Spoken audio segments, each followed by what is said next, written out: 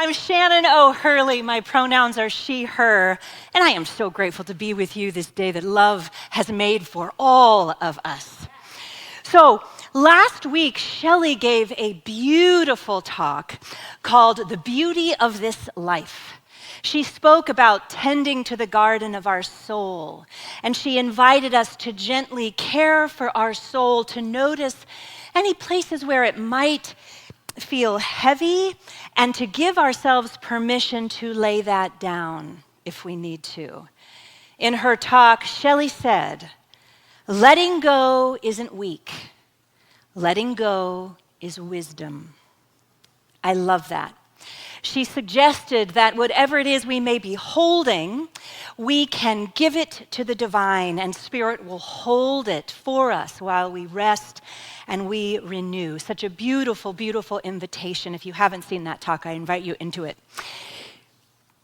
So, as we have been doing soul tending together this past week, I thought today we would build on the idea of paying attention to our inner life so that we can experience more of the good, the God, the love that is just waiting for us. My talk today is called Grace Unfolding. And I thought we could lean into the new thought or spiritually progressive understanding of grace as a way to feel strengthened in a time when I think many of us, starting with me, could benefit from tuning in to our inner strength in an even greater way.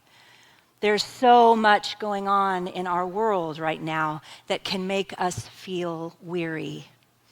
And I would say here in the United States, there are behaviors, especially out of our nation's capital, that are specifically designed to make us feel weary. But you're in a community filled with love and spiritual tools to help navigate this time we have found ourselves in. And so I want to offer to you a new lens, one that I hope will bring you comfort and strength during this time. Now, from the New Thought perspective, grace is understood quite differently than from traditional Christian theology, let's say. So rather than grace being something that God gives or withholds, grace in New Thought is understood as an ever-present quality of Spirit, a natural spiritual law of the universe that flows freely without condition. In our teaching, we understand that grace is the unconditional flow of divine good, the innate, effortless activity of Spirit expressing in and through us. It is not given as a reward for worthiness, because we're all worthy. Okay? All of us. All of us. All of us. All the time. Rather, we understand grace is available as a spiritual principle of wholeness, which is our birthright. Grace is the evidence of our oneness with the infinite. When we align our awareness with the divine, we experience life as supported, guided, and uplifted beyond our human effort alone. There is something greater within us that buoys us, that lifts us, that carries us, that holds us, that reminds us of spiritual truth. New Thought teaching espouses and teaches that grace is inherent in the universe, and it is always operating, not sometimes for some people, but all the time for all of us. I love how Eric Butterworth taught the concept of grace. He said, "Grace is not a special dispensation of divine providence. It is a natural law, a cosmic tendency of good." So we just sang, "I got the music in me, I got the music in me, I got the music in me, I could sing that all day. I could sing that all day. And I chose that song for this talk because, did you all feel that in the room and online when we were singing along with Daniel and Kate, I've got the music in me? That's grace. I've got the music in me. I've got grace in me. You could easily exchange those words. Because just like the music, grace is already inside of us. We didn't have to grasp for the music out there. We knew the music was within us. Grace is that. Now, some days we're really attuned to it, and it feels like a symphony. And other days, maybe it's more like a kazoo. But that's all right. We also teach here to be very gentle with yourself. So if you're having a kazoo day, you're in the right place. Welcome to humanity, my loves. Grace, just like the music, is always within us. And consider this. If spirit is the music, then our curiosity is what turns up the volume. If spirit is the music, then our curiosity is what turns up that volume. When we begin to get curious about our life, when we recognize that we are partnered with the divine, that we are co-creating with spirit, life itself takes on a completely new meaning. We begin to see both large and very small moments of grace.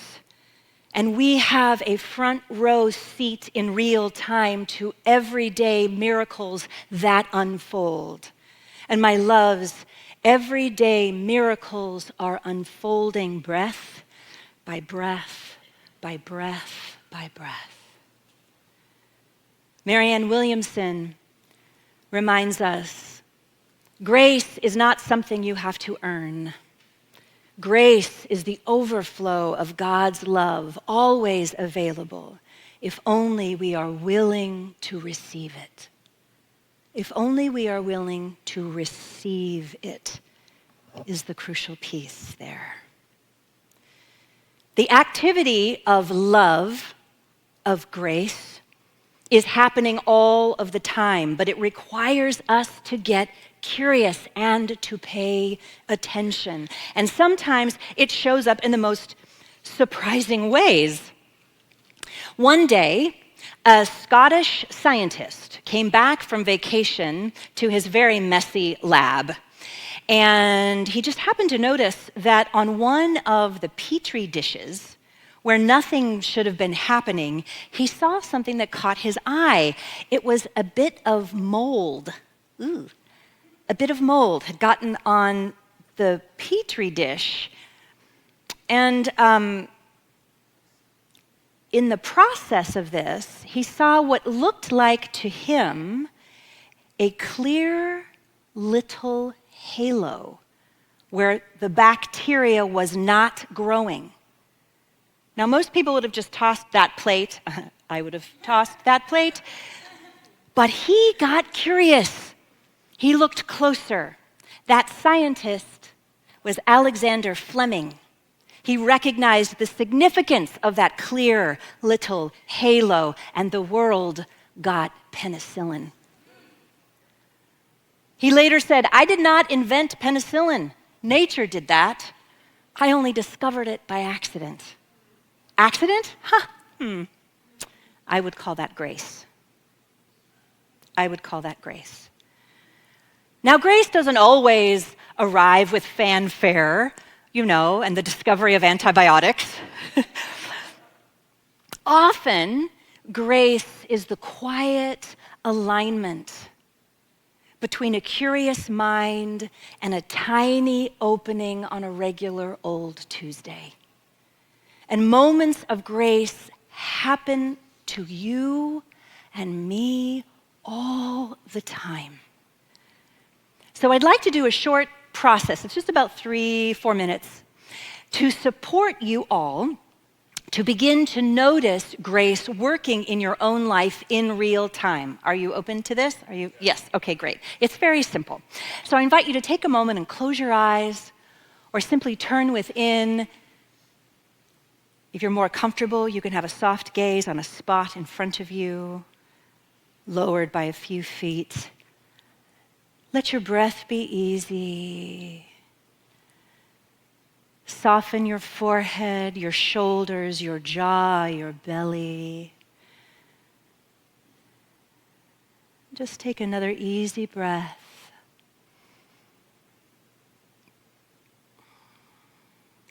And I invite you, with the same ease of your breath, to bring to mind one small thing in the last 24 hours that worked out for you. Maybe a friend or family member texted or called you at the perfect moment, or perhaps you caught a green light just when you needed it. Maybe what you needed was at the store. Something, anything, whatever that was that just fell into place for you. Maybe it was something bigger. Just let yourself remember one thing in the last 24 hours that worked out for you. That was a good moment for you. Notice how this feels in your body temple. Maybe a lightness or a warm feeling. Perhaps a softening or a feeling of joy or gratitude. Notice this feeling. This feeling is what comes with the experience of grace. What you are feeling is the result of the experience of grace, no matter how big or small.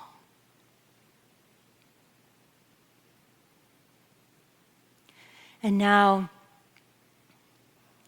in your next easy breath, I invite you to very gently bring into your mind's eye one small or smallish thing that didn't go quite the way you had hoped. Maybe you hit all the red lights and it made you late. Or the thing you needed wasn't there, it wasn't available. Whatever this is for you, notice it, how big or small. And instead of getting worked up about it or being annoyed by it or wanting to rush and fix it, I invite you to silently ask yourself with loving compassion a better question. What if that was guided by grace? What if grace is charting a path that I do not yet know? Notice the spaciousness in this question. Notice your breath. Notice the opening that has been created around that moment or that situation. And I invite you to set a gentle intention for yourself by silently and inwardly affirming, today I am willing to see grace unfold. Today I am willing to see grace unfold. And if you like, place a hand on your heart. And again, silently, today I am willing to see grace unfold.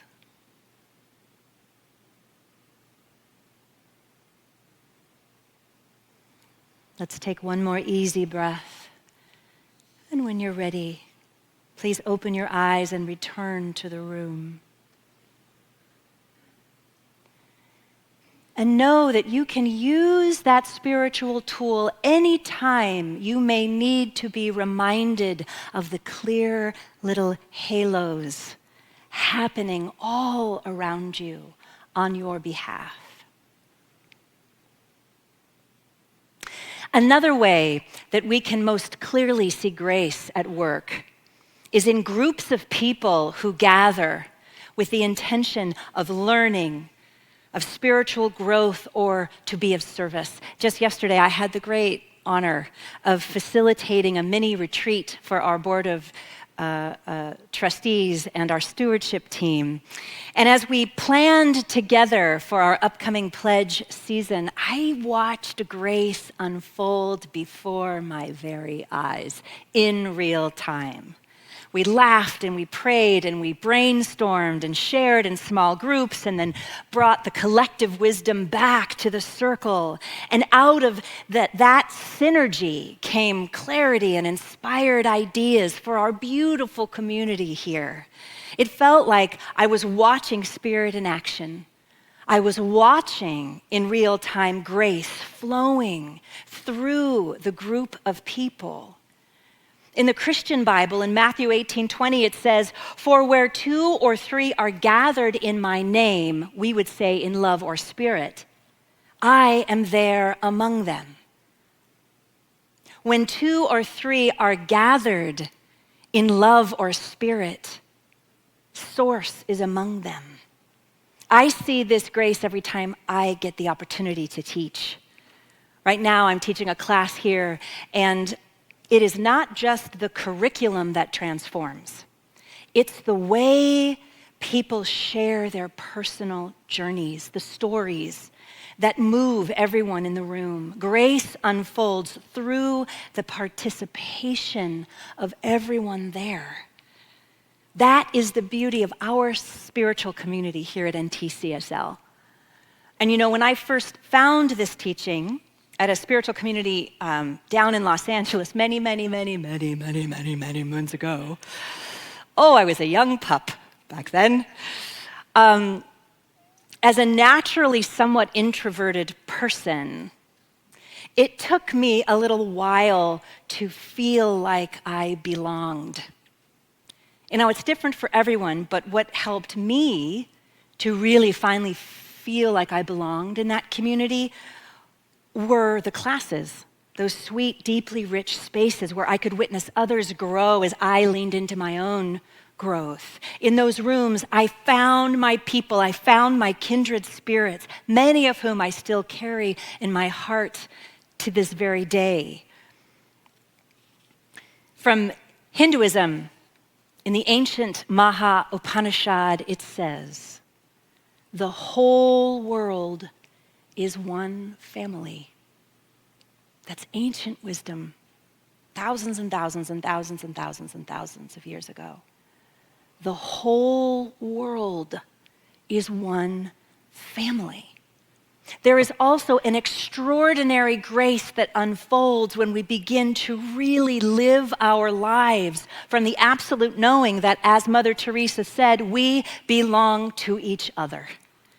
Grace happens when we take a stand together for human dignity for all people. Grace happens when we remember that we belong to one another. It's instant.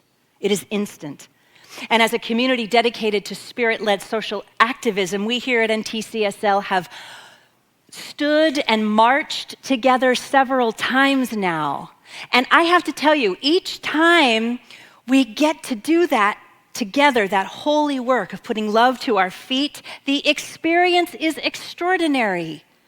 To stand shoulder to shoulder with like-minded people and with people of other faiths, from other traditions and other backgrounds, is to feel grace on a large scale.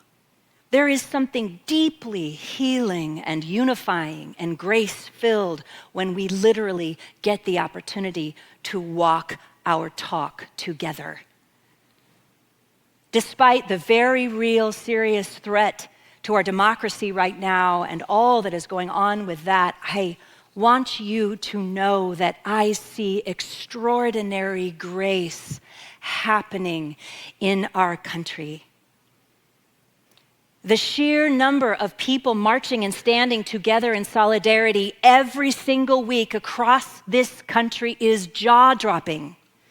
Yes, yes, yes. Yes. The current situation that we are moving through as Americans is so difficult and challenging and scary. And so much of it is also waking us up as one human family. It is bringing us together. It is giving us opportunities to stand for our human family. Some people that we know and many that we don't know and will never know. It doesn't matter. We recognize our connection. We are all of stardust. All of us. All of us. Some days it leaves me speechless. So this September 1st, on Labor Day, a new round of national marches called Solidarity September will take place. And of course, NTCSL is going to be there. Shelley and I both want to personally invite all of you to join us and to feel the greater belonging outside of these walls, outside of our online community. These marches are not only powerful, they are joy-filled. We're going to have carpools set up if you want to join us that way, if that's more comfortable. I'm curious, how many here, I know folks online too, but how many here have been to one of our marches or rallies? Yes, but yes. So you know that feeling. Afterwards, it's really quite something. Afterwards, you're filled with a kind of joy and an energy that lingers for hours. That feeling is grace unfolding within you. It's a heightened experience of our oneness. Love made visible, love in motion, love amplified within us. And science affirms this truth. Research shows that social belonging is a fundamental need. Psychologists Baumeister and Leary found that when people feel connected, they experience a greater well-being, they experience resilience, and even better health outcomes. Grace unfolds not just as a spiritual experience, but something written into the very fabric of our physical bodies. We are wired for this kind of grace-filled connection. So I have a simple invitation for you. If you are joining online today or later in the week, maybe you usually watch quietly from your TV, and that is wonderful. Perhaps today you might consider, in real time right now, grabbing your phone or your computer and open this same service that is streaming live on YouTube and just say hi in the chat. Let us know where you are watching from. We would love to acknowledge you and to celebrate you as part of our spiritual family. And if you're here in person today and you usually slip out of service, absolutely no pressure, but if maybe today, maybe you can just take a breath and walk downstairs and discover the grace in belonging.